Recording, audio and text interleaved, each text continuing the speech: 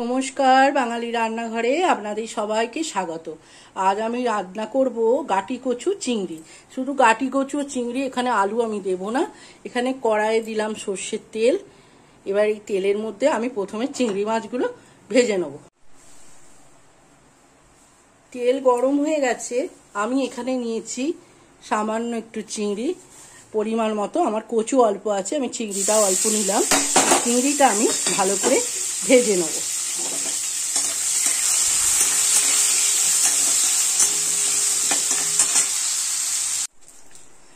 ওই তেলের মধ্যে আমি চিংড়িগুলোকে ভেজে তুলে নিয়েছি হালকা। ওই তেলের মধ্যে দেবো একটা শুকনো লঙ্কা, একটা তেজপাতা, আর দেবো সামান্য একটু জিরে।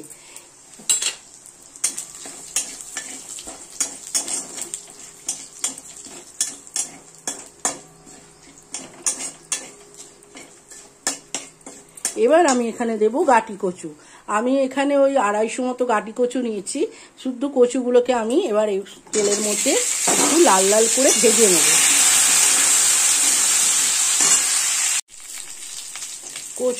গাটি কচুগুলো দেখুন সামান্য লাল লাল হয়ে গেছে। এখন আমি এক এক করে সব মশলাগুলো দিয়ে দেব। এখানে দেব 1 চামচে আদা আর জিরে বাটা, আর দেব একটুখানি ধনে গুঁড়ো, আর দেব সামান্য একটু হলুদ, আর দেব কাশ্মীরি লঙ্কা। দিয়ে আমি এটা ভালো করে এখন মশলাটা কষাবো। সামান্য জল দিয়েছি। জল দিয়ে আমি একটু কষানোর পর এর মধ্যে আমি দেব পরিমাণ মতো লবণ দিলাম, আর দেব সামান্য একটুখানি চিনি। চিনিটা দিলে স্বাদের ব্যালেন্সটা থাকে, খেতেও সুন্দর হয়। এবার আমি আরো একটু কষাবো। আমার কচুটা মশলার সাথে কষানো হয়ে গেছে। এখানে একটা আপনাদের কথা বলে দিয়ে, আমি আদা জিরে যেটা বেটে রেখেছিলাম, ওখানে আমি একটু শুকনো লঙ্কা দিয়ে বেটে রেখেছি, ওই জন্য ঝাল লঙ্কা ব্যবহার করলাম না। এবার আমি এখানে দেবো একটু জল, যাতে কচুগুলো সিদ্ধ হয়ে যায়। দিয়ে এবার ঢাকা চাপা দিয়ে, আর এই চিংড়ি মাছ যেটা আমি ভেজে রেখেছিলাম, এই চিংড়ি মাছটাও এখন এখানে আমি দিয়ে দিলাম। দেওয়ার পর এটা আমি ঢাকা চাপা দিয়ে রান্না হতে দেবো। সম্পূর্ণ রেডি হয়ে গেছে গাটি কচু চিংড়ি দম। গাটি কচু চিংড়ির দম।